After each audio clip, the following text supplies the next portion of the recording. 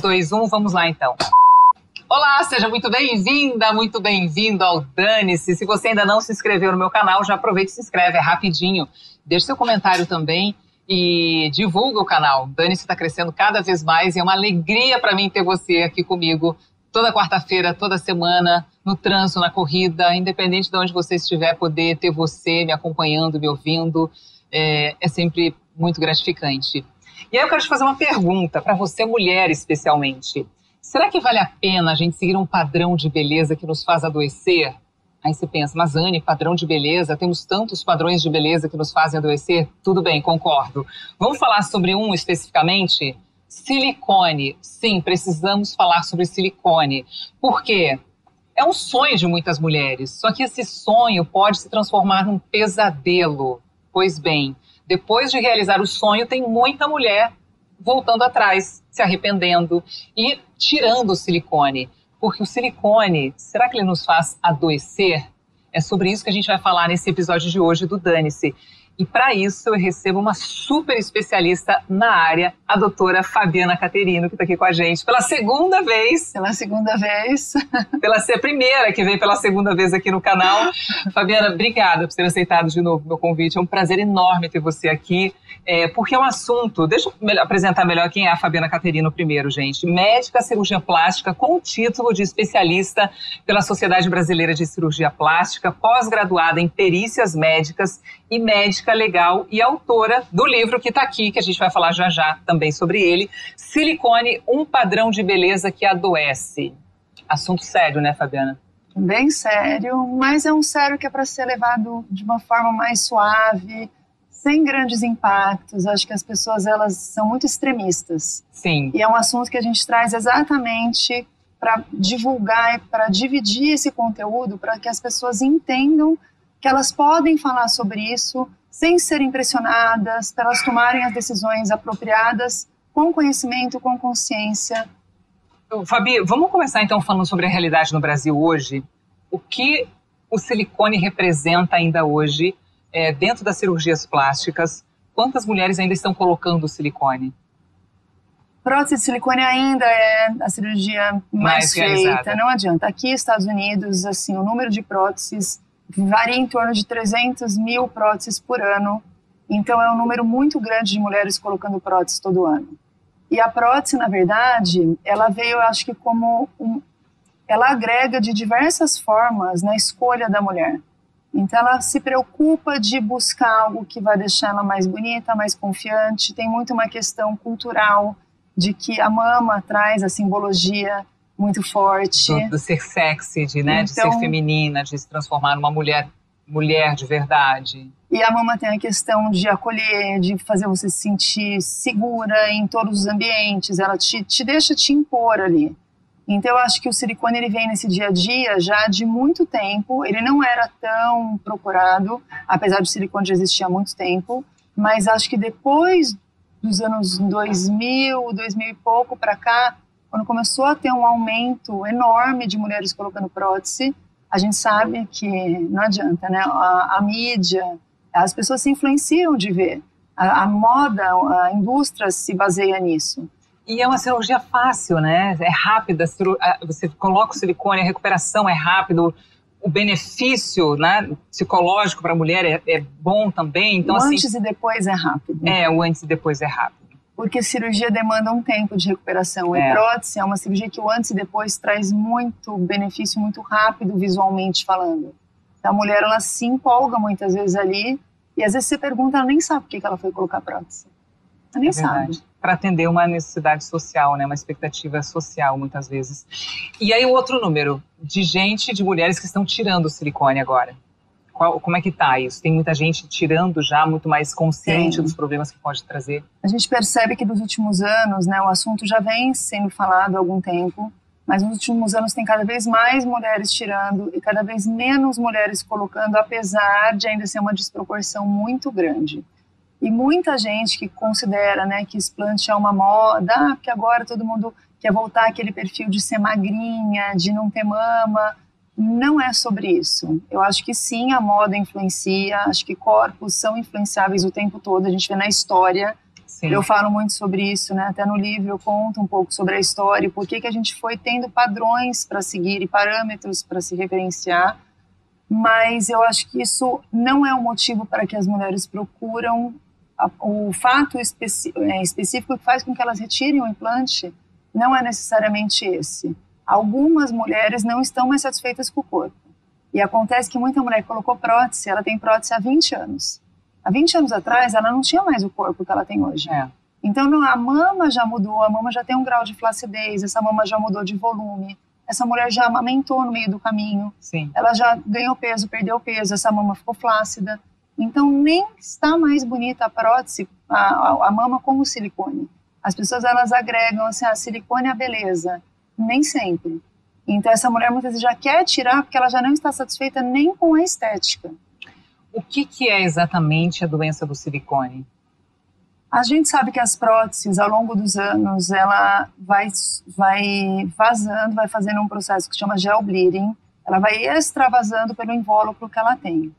E isso acontece com qualquer prótese, ela não precisa estar rompida. De qualquer marca? De qualquer marca, de qualquer tamanho. Mas a prótese menor vaza menos. Não, próteses vazam. Isso é um fato, isso já é comprovado. Os próprios manuais falam isso, então a gente já sabe que isso ocorre. À medida que esse vazamento acontece, algumas alterações podem vir de acordo com o corpo dessa mulher. Então, em mulher, a gente tem que abrir aqui um pouco mais até para os transgêneros, né? A gente sabe que próteses não são exclusivas da mulher. Sim. Tem prótese de peitoral em homem, então, para todas as pessoas que usam silicone. Também, enfim, é o silicone de uma forma geral, tá, gente? A gente não está falando especificamente de silicone de peito, a gente está falando, e não só em mulher, exatamente, a gente está falando de silicone de uma forma geral, tanto em homens, tem muito trans também colocando, Sim. O silicone de bumbum, enfim, todos esses tipos de silicone, eles vazam. Eles vazam. À medida que vaza essa partícula, ela vai para algumas outras partes do corpo e ela é inflamatória. Ela é um corpo estranho dentro de você. Então ela vai começando a reagir. Quando ela reage só até a parte inflamatória, pela toxicidade da substância ali, a gente chega onde a gente fala de doença do silicone. Você começa a ter sintomas por causa desse mecanismo. Quando isso já começa a atacar o seu sistema imunológico, aí ela já não é só a doença do silicone. Ela passa a ser chamada de ásia, que é uma síndrome que acomete a parte imunológica dessa pessoa. E normalmente a gente tem associação com outras doenças autoimunes, então pessoas que já têm doenças autoimunes ou desenvolvem doenças autoimunes depois de colocar o implante. Caramba, ou seja, mas todo mundo vai passar mal? Todo mundo vai ter problemas? Colocou silicone, não tem como você não ter problemas de saúde com silicone? Ou tem gente que tem implante de silicone e não sente nada? Ou a gente tem uma falsa sensação de que, para mim tá tudo normal. Já se acostumou tanto com a dor de cabeça, com a enxaqueca, com a TPM, com não sei o quê, porque isso também influencia em tudo isso na mulher, não? A gente não sabe ainda o que vai acontecer com 100% das pessoas, porque o 100% é muito difícil de falar. Em medicina, nada é 100%. Sim. Mas eu acredito que ao longo do tempo é muito difícil a pessoa que tem prótese no corpo não ter nenhum sinal e sintoma. Porque ao longo do tempo o seu corpo começa a entender que aquilo não deveria estar ali. E que sintomas são esses, doutora Fabiana? Esse é o ponto que é mais difícil. As pessoas me perguntam, eu posso estar com uma sinusite de repetição porque eu tenho próteses? A resposta do pode, ela sempre vai existir. Porque a gente não tem como prever como o seu corpo vai te avisar. Então, o silicone, como ele vaza e a gente não tem como determinar para onde ele vai, eu não tenho como te falar assim, olha, em você, as partículas que vazaram, algumas o nosso organismo é capaz de eliminar, né? Nosso sistema imunológico é capaz disso. As que ficam impregnadas, eu não tenho como saber em você se elas foram para a pele, para o fígado, para o abdômen, não tem como prever. Então, os sintomas vão acontecer de acordo com o que em você tiver resposta. E qualquer coisa diferente que o seu corpo apresente pode ser uma forma dele pedir ajuda, mostrando que as próteses estão fazendo algum mal. A bula do silicone diz tudo isso? Fala tudo isso? O manual da prótese diz, ele fala sobre o gel bleeding, que é o vazamento, ele fala sobre a possibilidade das doenças autoimunes, ele fala sobre o linfoma, então a grande maioria dos manuais tem essa informação. Só que a gente não lê antes, confessa?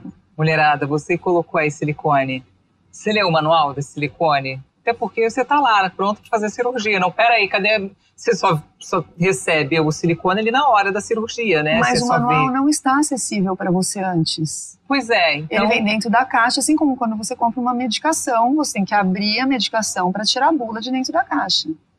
O silicone é a mesma coisa, ele vem numa caixa lacrada e você só tem acesso ao manual depois que você abre a prótese.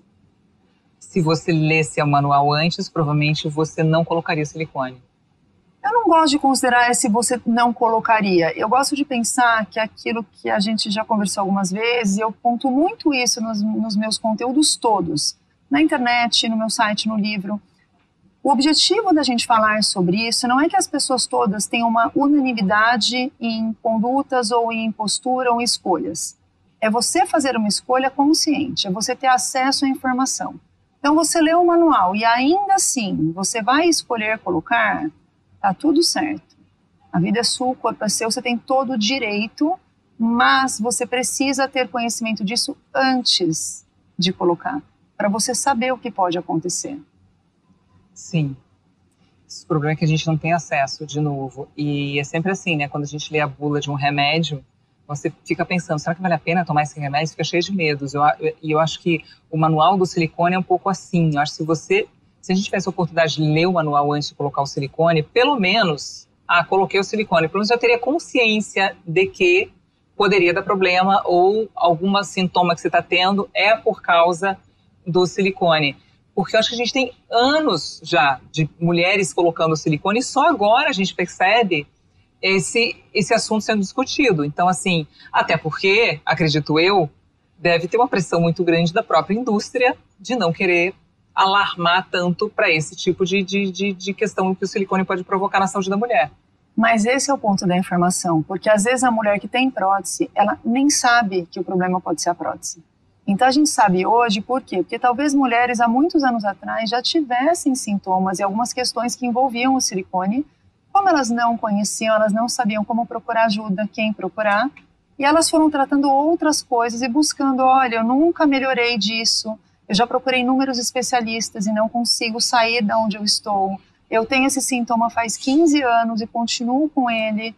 E eu falo, quando alguém fala, não, doutor, eu tenho dor de cabeça, eu sempre tive dor de cabeça. Eu falo, não é normal alguém ter dor. Não é para ter dor de cabeça o tempo todo. Alguma coisa tem que estar errada. O seu corpo está te mostrando isso. Ele mostra, ele é inteligente, ele vai mostrar. Então, se alguma coisa está constante, te incomodando, sendo desconfortável, tem que saber qual é a causa disso. Aonde buscar? Então, assim, vamos fazer um rastreamento. Tem outras doenças, tem outros problemas. Tem medicações que são usadas que podem ter efeitos colaterais. E aí, obviamente, que o silicone, como a gente não tem um exame para diagnosticar a doença, ele acaba sendo um diagnóstico de exclusão. Mas a gente sabe hoje, com o número de mulheres que têm sido implantadas nos últimos anos, no mundo todo, o número de mulheres que refere melhoras é muito grande. Você é um exemplo vivo disso. Sim. Você tinha silicone. Eu tinha prótese e esse foi um dos motivos de eu querer escrever um livro, porque, obviamente, que eu não posso usar o meu caso como evidência científica. Mas, a partir do momento que eu vivenciei isso e que eu vi realmente isso existe de uma maneira intensa, e eu comecei a atuar nessa área de uma maneira também mais intensa, e ter uma abordagem de muitas mulheres, mas muitas mulheres, porque é todo dia rede social, consultório, cirurgia, então a gente tem essa informação da experiência do dia a dia mesmo. E eu percebo quantas pessoas não têm a informação. Elas, quando chegam até mim, elas já passaram por inúmeros profissionais. Muitas vezes da própria área da cirurgia plástica mesmo. E não são porque esses profissionais são ruins, muito pelo contrário. Às vezes são profissionais extremamente capacitados, extremamente bem formados. Falta gente especializada nessa área específica de silicone, as consequências do silicone, a doença do silicone e como fazer para tirar de uma forma correta esse silicone. Porque uma vez você colocando o silicone e esse gel bleeding que você falou se espalhar pelo corpo, por mais que você tire o silicone, é solução? Com o tempo, o corpo vai dar um jeito de expulsar esse gel bleeding do seu corpo ou não tem jeito? Você já está com silicone e vai espalhar gel no seu corpo? Ao longo prazo, a gente não sabe ainda o que vai acontecer. A gente acredita hoje que, a partir do momento que você tira o silicone, que é o que está vazando o tempo todo, e está fazendo esse estímulo persistente, você para de fazer esse estímulo, e mesmo essas partículas residuais, que a gente sabe que elas ficam, elas estariam ali adormecidas, elas não te trariam grandes questões, ou diminuiria bastante os sinais, o quadro clínico que você apresenta. Então, você, ao longo do tempo, a gente pensa, a mulher que já tem doença, né, que já tem uma doença autoimune, qualquer que seja ela, a gente acredita que você retirar o implante vai parar com o gatilho que estimula aquela doença entrar em atividade. Não quer dizer que você não vai mais ter, porque as doenças autoimunes não têm cura, a gente vai ter que lidar com elas, mas a gente pelo menos faz tudo o que é possível para controlar essa atividade de doença. E qualquer corpo estranho vai fazer com que seu sistema imunológico seja ativado de alguma forma. Quando que você percebeu em você que o problema poderia ser o silicone? Quando Na ligou o verdade, alerta, assim? eu vou te falar que a mulher que ela começa a adoecer, como eu adoeci, eu acho que ela desde o começo percebe que foi o silicone.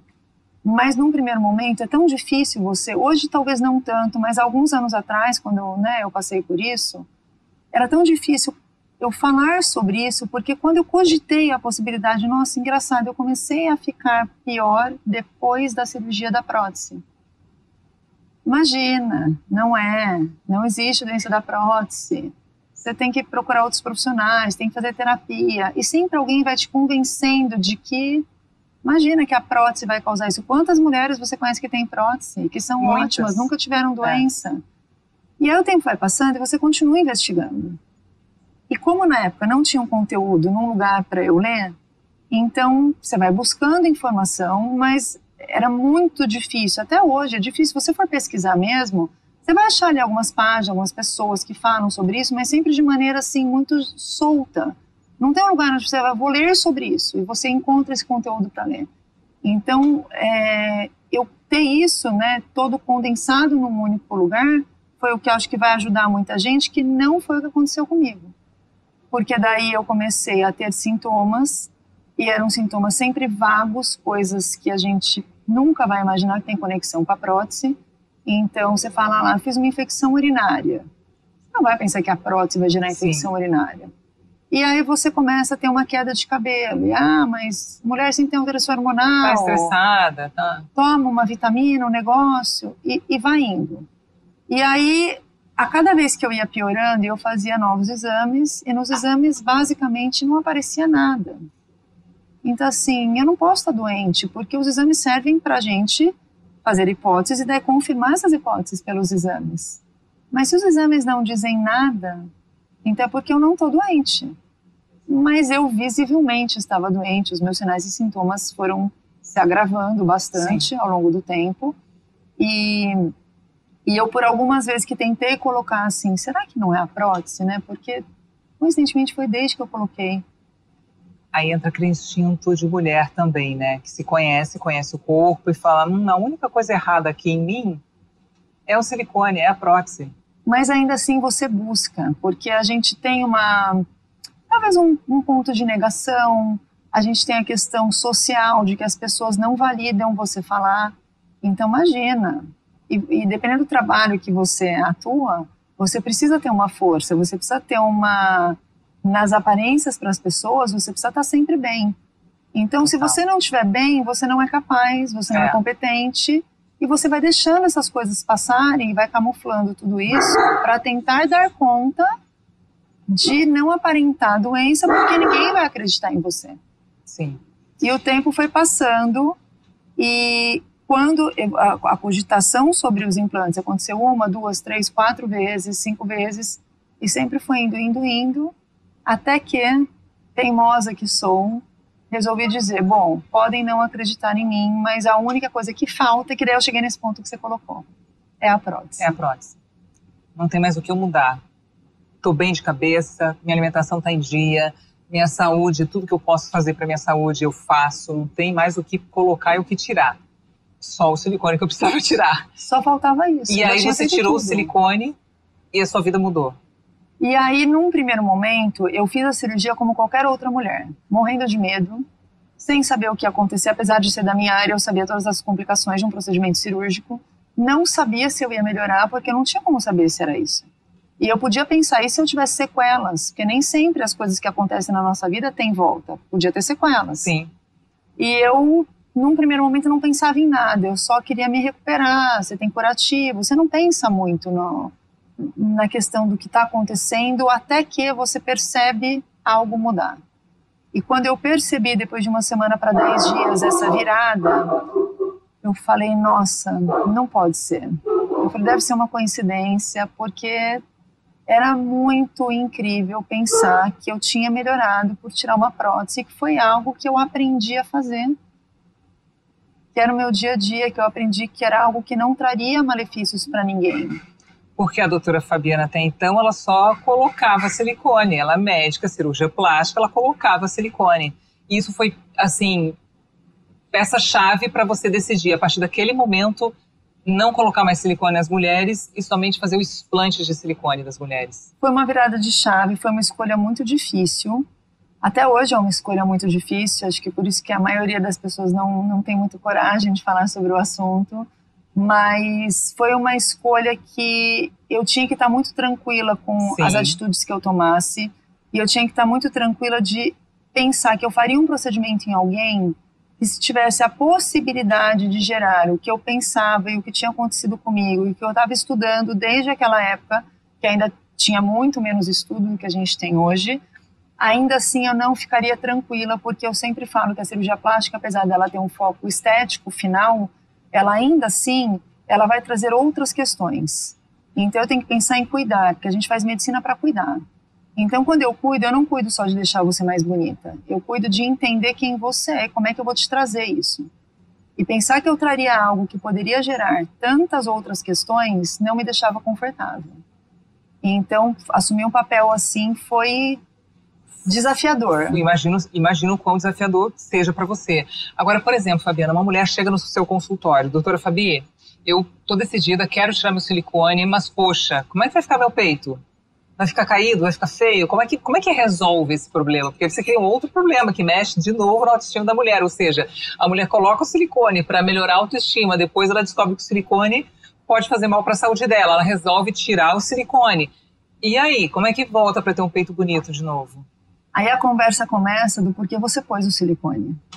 Tem que ir para terapia, gente. Tem que ir para terapia. Mas muita gente faz terapia em consulta. Muitas vezes você vai conversar com essa pessoa e você chega no ponto assim, quando você pôs prótese, por que você escolheu ter silicone?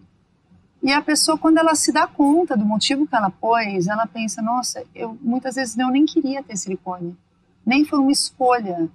Eu procurei algo para me tirar de onde eu estava, do lugar onde eu estava. Passei por um momento difícil, tinha algo no meu corpo que me lembrava algo difícil, eu não me sentia confortável, não me sentia segura, eu não conseguia ter relacionamentos. Então você vê que a pessoa buscou o implante na intenção de resolver uma outra questão. Então o implante em si não é o problema. O problema é que muitas vezes essa prótese que já está lá há tanto tempo, ela já trouxe outras questões, que não é mais só tirar a prótese. Porque essa mama já está atrofiada, ela ficou apertada por esse implante anos.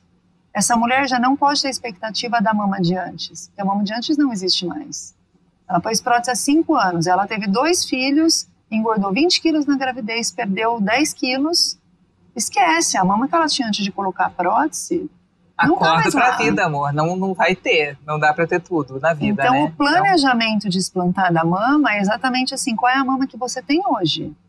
Qual é o seu tipo de pele, quanto de tecido você tem, o que esperar, o quanto você está pronta para entender que você vai ser uma mulher bonita com mama pequena.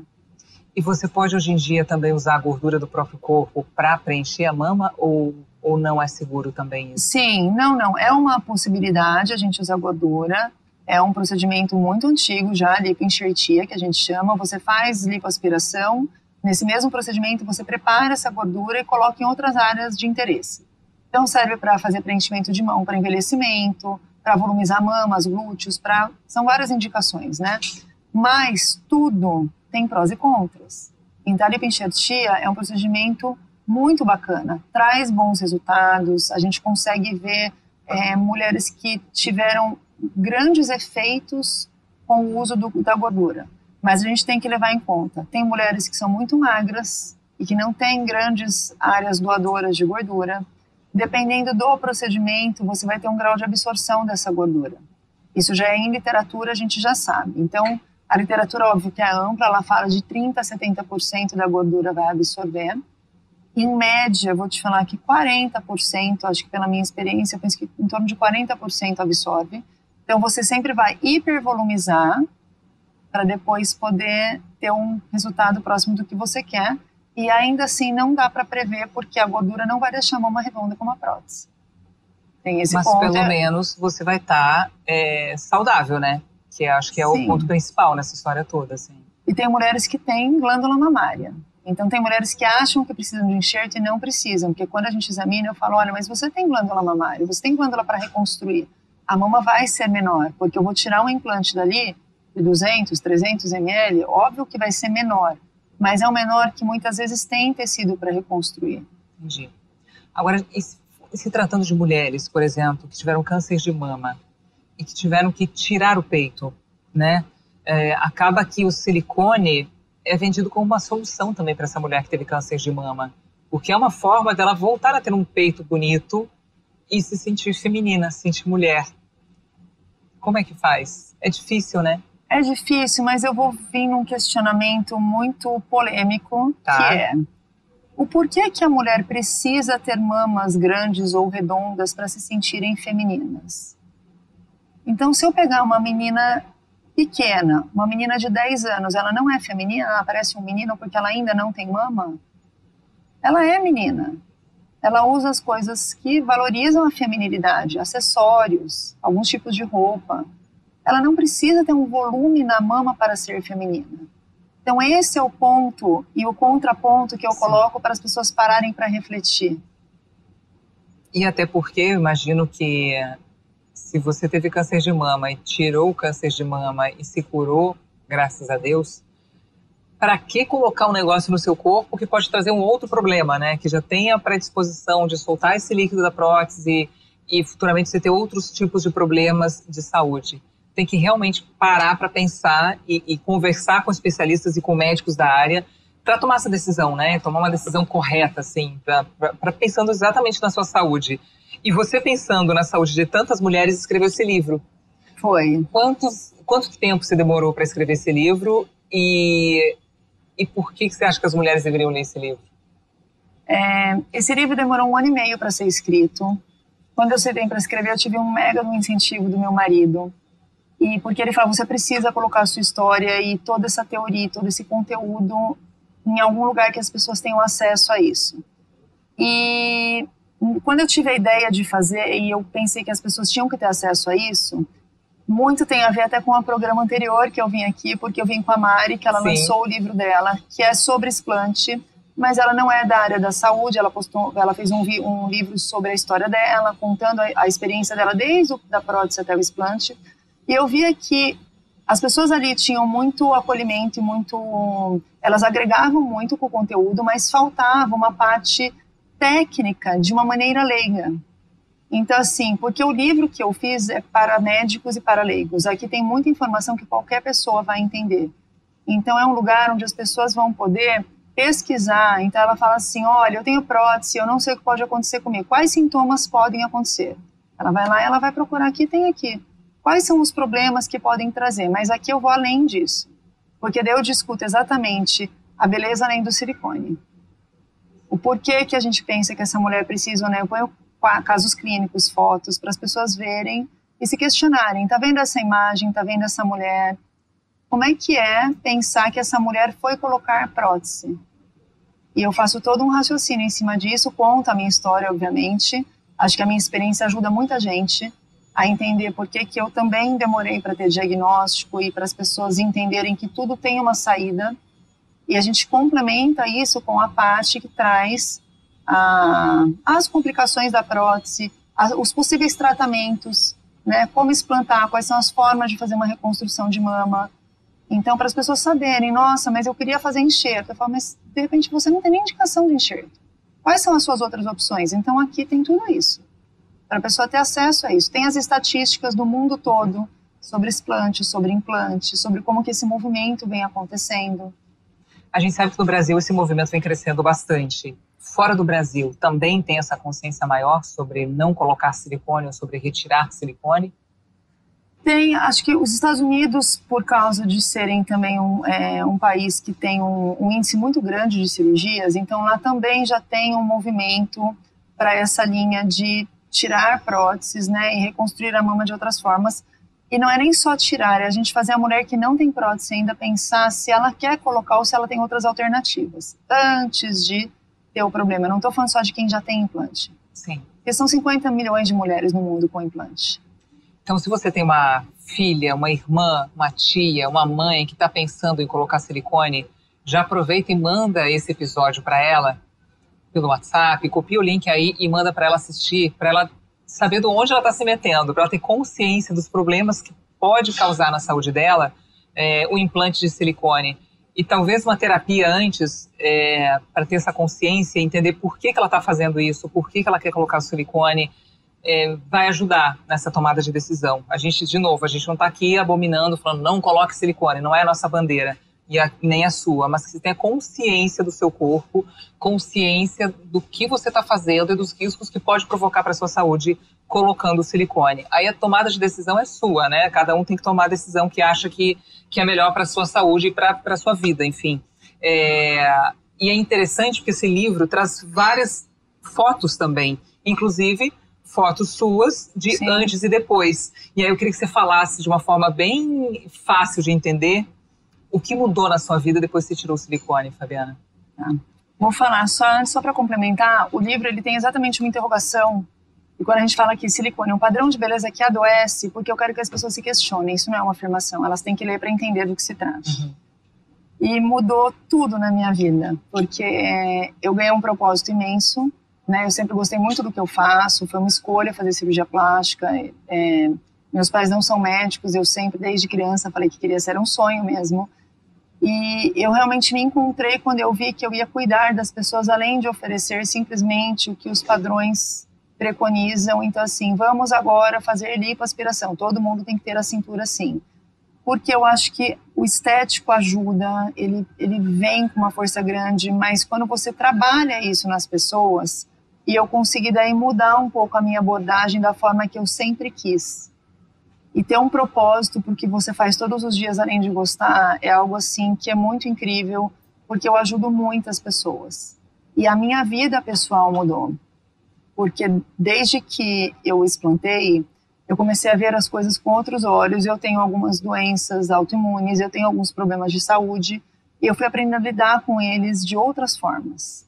Então, acho que a gente amadurece até para isso, e como exemplo até, apesar de eu ter filhos meninos, eles sabem, né, de tudo que aconteceu comigo, eles eram pequenininhos, mas viram eu adoecer, viram eu melhorar, eles sabem o que eu faço hoje, né, até tem uma história engraçada que eu tenho 2 afilhadas gêmeas, né, filhas da minha irmã, e uma delas sempre coloca o sapato invertido, elas têm 5 anos hoje. E aí um dia minha irmã virou e falou assim, vai ficar com o pé torto, vai crescer com o pé torto, um dia vai precisar operar. E aí a irmã virou e falou, viu, você vai ter que fazer cirurgia. Ela falou, mas a Dinda que vai me operar, que seria eu. Ela falou, claro que não, a Dinda só tira peito, e fez assim. Porque até elas pequenininhas escutam a gente falando e já entendem esse movimento do que eu faço. Então, acho que a gente acaba sendo um exemplo para as pessoas entenderem que elas não precisam. Eu acho tão bonitas as diferenças. Acho que a gente pode ter beleza de tantas formas. Sim. Então, isso acho que me trouxe essa esperança de ver nas pessoas que elas não precisam sofrer tanto. Você se sente mais feminina hoje em dia, Fabiana? Me sinto, e vou te falar que quando eu tinha implantes eu era extremamente desconfortável. Porque toda a roupa que eu colocava, eu tinha a impressão de que era vulgar, de que aparecia muito no decote, de que parecia que as pessoas o tempo todo olhavam para a área das mamas, e eu ficava extremamente desconfortável. Então, quando eu coloquei prótese, eu comecei a usar menos decote, porque eu me sentia desconfortável ao olhar dos outros. Então, hoje eu acho que eu fico mais confortável em todo tipo de vestimenta, em todo ambiente que eu tô, né? E tá tudo bem, eu acho que a gente... tem pessoas que ainda assim vão falar, mas eu gosto muito de ter mamas grandes, tá tudo certo. Não é para ser 8 ou 80, acho que as pessoas têm que entender isso. Ser feminina, é o que eu falei, não depende das mamas.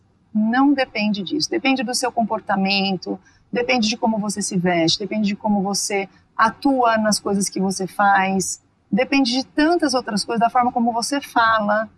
Como eu falei, a gente volta na menina antes dela virar uma mulher. Então ela não é feminina? A gente já nasce feminina, né? E o nosso poder, justamente do feminino, ele tá dentro da gente. Só que ao longo da nossa vida vão colocando na nossa cabeça que o feminino tá no bocão, o feminino tá no bundão, o feminino tá no peitão. E a gente vai se enganando, a gente vai seguindo esses padrões de beleza, achando que isso é o ser feminina, isso que é ser mulher. Engano nosso, gente. O feminino não é isso. E o feminino está realmente dentro da gente.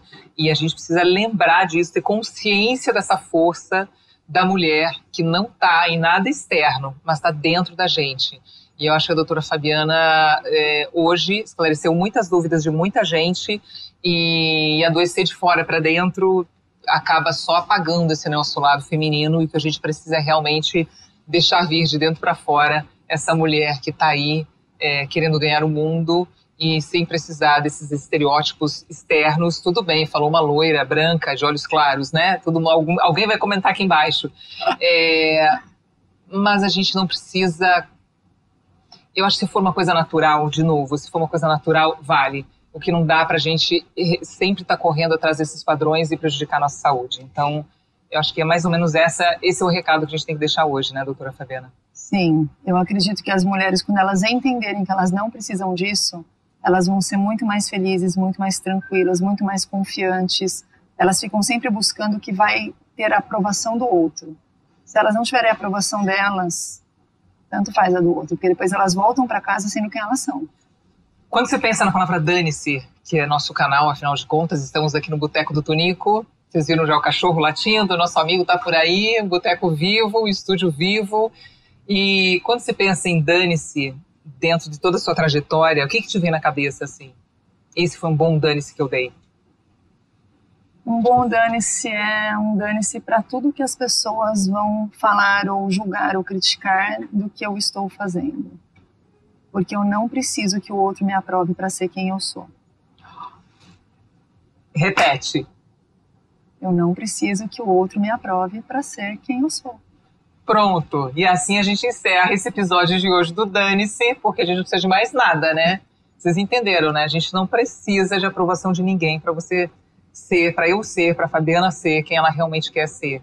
Então, eu acho que esse é o legal. E o que é mais legal nisso tudo, gente, hoje a gente está falando sobre silicone e na semana que vem a gente vai falar sobre o feminino moderno. O que é o feminino moderno? E eu já vou anotar essa pergunta para fazer para Ana Lisboa, que é a nossa convidada da semana que vem, se o silicone ele faz essa diferença toda para a gente acessar o nosso feminino moderno. Eu já sei a resposta dela, mas eu vou perguntar para ela se está certo ou está errado, ou só atrapalha a nossa jornada de busca da nossa força feminina. Doutora Fabiana, obrigada pela sua presença de novo aqui no Dane-se, é sempre muito bom poder te receber. Já está nas bancas o seu livro? Tem um link para compra, o lançamento oficial vai ser no dia 14 de março. Tá. Então, para quem tiver interesse antes, na minha página mesmo do Instagram, pode encontrar o link lá para ter acesso lá, tá, gente? Não tá ainda doutora nos Fabiana Caterino com TH. E é só ler. Minha mão, eu sempre falo que eu não solto a mão de ninguém, é uma frase que está no meu livro. Não, vamos, a gente não solta, não. Que a gente deveria ser mais unida, como mulheres, como pessoas. Isso, que vale tanto, a gente não precisa ter medo, eu sempre falo isso, você não precisa ter medo de ajudar outra mulher achando que você vai diminuir sua luz, não, vai todo mundo brilhar mais, então bora brilhar junto, gente. Obrigada, viu? Obrigada mesmo. Um beijo, obrigada pela sua companhia, e quarta-feira que vem a gente está de volta, já manda esse link aqui para suas amigas, para alguém que está pensando em colocar silicone, para ela pensar direitinho antes de colocar, tá bom? Um beijo em você, até semana que vem.